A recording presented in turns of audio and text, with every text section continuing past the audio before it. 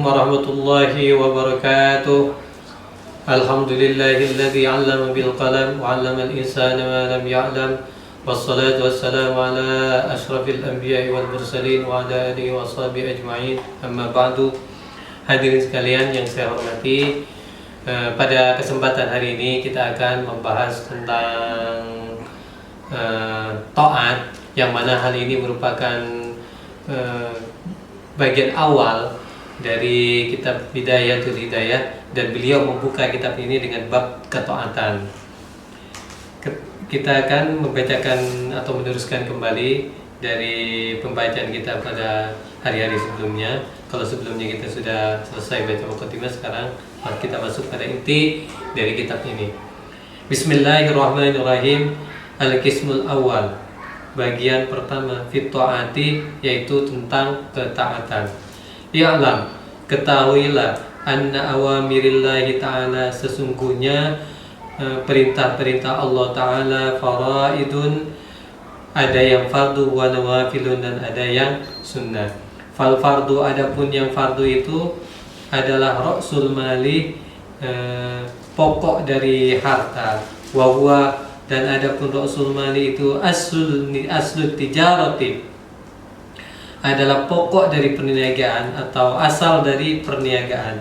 Wabihi, dan dengan aslu tijarah, tahsulun najatu, akan diperoleh keuntungan atau keselamatan. Wan naflu, sedangkan yang sunnah yaitu huwa arribuhu, keuntungan. Wabihi, yang dengan keuntungan itu al fauzu, kita dapatkan keberuntungan. Bidarajati, dengan beberapa darajat. Artinya adalah bahwa perintah-perintah Allah itu mencakup yang fardu maupun yang sunnah. Yang fardu itu yang fardu ain, yang wajib bagi setiap manusia, maupun yang fardu kifayah, seperti yang cukup hanya diwakili oleh satu atau dua orang, seperti sholat jenazah. Sedangkan yang sunnah itu merupakan keuntungan dari fardu. Jadi kalau kita berdagang itu ada modal pokok, ada untung, ada laba. Kalau kita melaksanakan fardu aja, mengabaikan yang sunnah, maka kita akan mendapat pokoknya saja, mendapat modalnya aja, nggak dapat untungnya. Tapi kalau kita dalam ibadah juga menyertakan yang sunnah, maka kita akan mendapatkan laba dari yang pokok itu, yaitu hal-hal yang sifatnya sunnah. Kalau dalam jual beli itu berarti kita mulai keuntungan lah, itu gampangnya. Qala, bersabda sallallahu alaihi wasallam, yaqulu, berfirman Allah tabaraka taala, zat yang memberi berkah dan yang maha luhur, ma taqarraba, dan tidaklah mendekat ilayya kepadaku al mutaqarribuna, orang-orang yang mendekat, bimithli adai mastarabtu, dengan melaksanakan apa yang saya fardukan alaihim, atas mereka. Wala yazalu, dan senantiasa al abdu, seorang hamba, yataqarrabu, mendekat ilayya kepadaku, bin nawafili, dengan hal-hal yang sifatnya sunnah, hatta uhibbuhu, sampai kemudian saya mencintainya. Fa idza ahbabtu, dan ketika saya sudah mencintainya, kuntu, maka saya, kata Allah, sam'ahu, menjadi pendengarnya, alladzi, yang yasma'u, mendengar sapa abud, bihi, dengan pendengaran Allah. Wa basaruhu, dan melihat, alladzi, yang yubsiru, melihat seorang hamba, bihi, dengan penglihatan Allah. Wa lisanahu, dan lisannya, alladzi, yang yatiku bihi, berbicara seorang hamba, bihi, dengan lisan Allah. Wa yadahu, dan tangannya, allati yabtishu, menggenggam, biha, dengan tangan Allah. Wa rijlahu, dan kakinya, alladzi, berjalan, biha, dengan rijlahu, biha, dengan rijlahu. Artinya ketika seorang hamba itu mendekatkan diri kepada Allah dengan cara melaksanakan apa yang diperintahkannya dan mendambahinya dengan hal-hal yang sifatnya sunnah, sampai kemudian Allah mencintainya dengan perbuatan-perbuatan atau amal-amal tersebut, maka ketika Allah sudah mencintai orang tersebut, maka ketika dia mendengar, maka menjadi pendengarnya adalah Allah.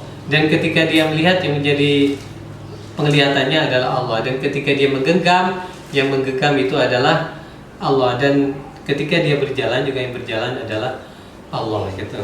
Walan tasila, dan tidak akan sampai, ayyuhat talibu, wahai orang-orang pencari ilmu, ilal qiyami, kepada kokoh pendiriannya, bi awamirillahi, dengan menetapi perintah Allah Subhanahu wa taala, illa bi muraqabati qalbika, kecuali dengan mengawasi hatimu, wa jawarihika, dan anggota tubuhmu, fi lahadhatika, di setiap kedipan matamu, wa anfasika, dan setiap tarikan nafasmu, min hina tusbihu, sejak pagi harimu, ila hina tumsi, sampai sore harimu. Jadi kita tidak akan sampai kepada istiqomah dalam melaksanakan semua perintah Allah kecuali kita selalu mengawasi hati dan perbuatan-perbuatan kita. Karena itu memang syarat bagaimana kita bisa tetap berada di jalan yang diperintahkan Allah Subhanahu wa taala. Kalau kita tidak mengawasi, tidak muhasabah, tidak memperhatikan sikap dan perilaku kita, maka kemungkinan untuk terjerumus kepada dosa sangat besar sekali.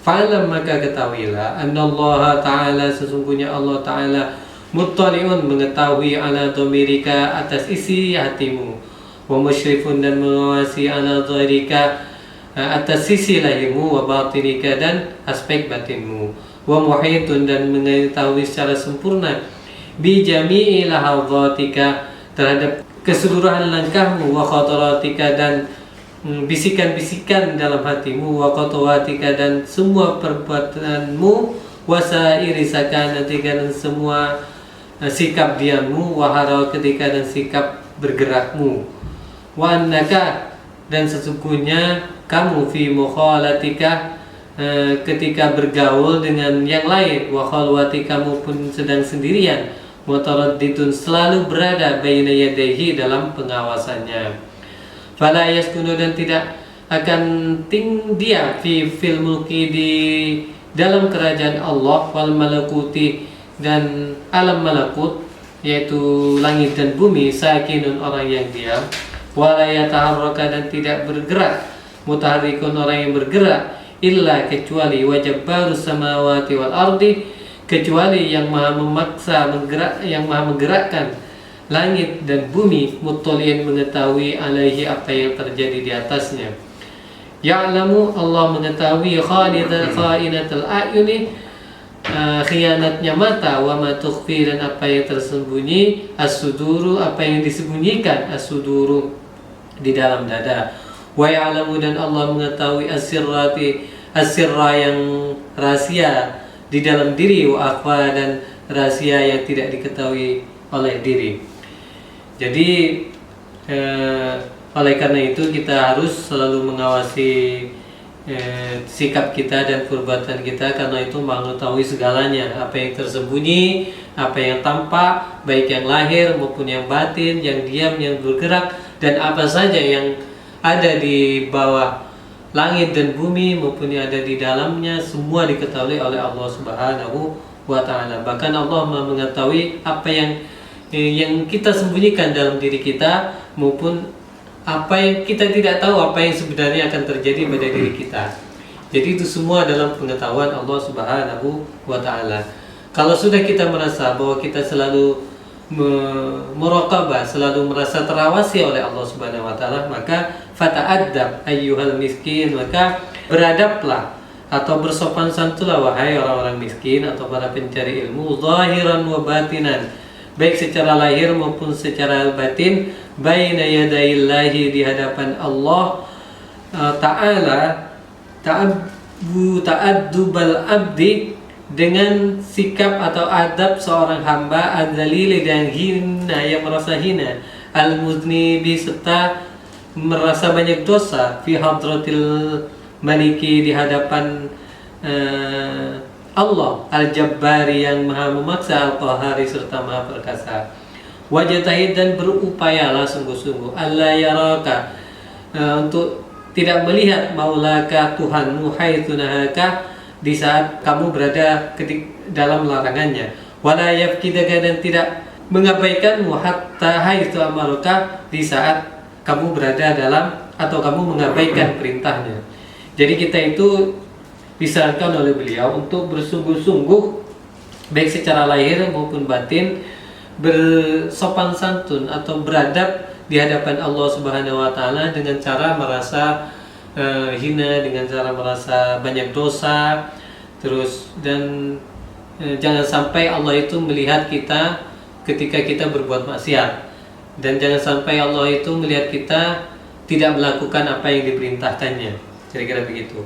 Walan takdiru, dan tidak akan mampu kamu ala dzalika atas hal tersebut illa bi an tuzawwi'a, kecuali dengan membagi awqataka, waktu-waktumu, wa turattiba, dan menyusun auradaka, wirid-wiridmu, min subahika, dari waktu pagimu, ila masaika, sampai waktu soremu. Fasli, maka condonglah atau berupayalah ila ma yulqa, terhadap sesuatu yang dibebankan, ilaika, kepadamu, min awamirillahi, dari perintah-perintah Allah Ta'ala, alaika, atasmu, min hina taiskidu, sejak kamu bangun, min manamika, dari tidurmu, ila waktu ruju'ika, sampai waktu kembalimu, ila madja'ika, pembaringanmu. Jadi sekali lagi saya tekankan bahwa kalau kita sudah berusaha untuk muraqabah, untuk mendekatkan diri kepada Allah, serta mengawasi hati dan perbuatan kita dari perbuatan-perbuatan yang dilarang oleh Allah Subhanahu wa taala, maka diharapkan kita itu beradab dalam arti menjaga sopan santun di hadapan Allah Subhanahu wa taala, dengan merasa diri selalu hina, merasa diri penuh dosa, sehingga kemudian kita selalu berada di jalan apa yang diperintahkan oleh Allah Subhanahu wa taala sejak kita bangun tidur sampai kembali kita tidur lagi. Sekian dulu pembacaan pasal tentang taat ini pada hari ini. Nanti kita lanjutkan kembali pada waktu yang akan datang. Sebelumnya kurang lebihnya mohon maaf. Allahumma fiqh lakum amin tarik. Assalamualaikum warahmatullahi wabarakatuh.